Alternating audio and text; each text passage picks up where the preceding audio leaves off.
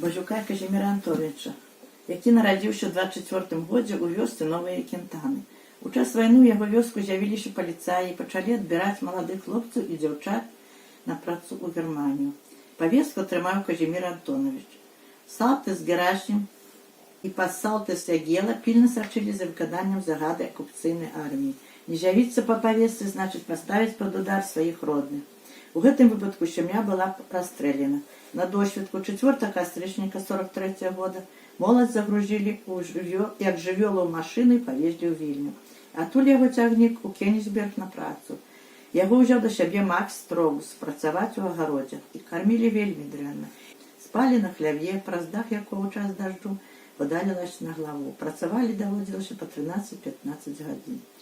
9 красавіка 45 года ён быў вызвалены і пасля допыту 5 мая 45 года адпраўлены служыць у арміі.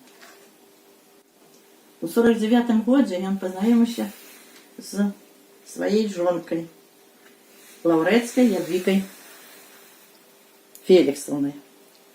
І так як ён быў з Кентаны, на Малі ён пераехаў у Малі. Радзіліся ў іх 4 сыны. Працаваў ён у сталярным цаху в МСО, калісьці МСО. Працаваў ён вельмі добра, меў многа благодарнасці, добры строитель быў. Потым яшчэ пасведчанне інвалідаў. Памёр ён у 2004 годзе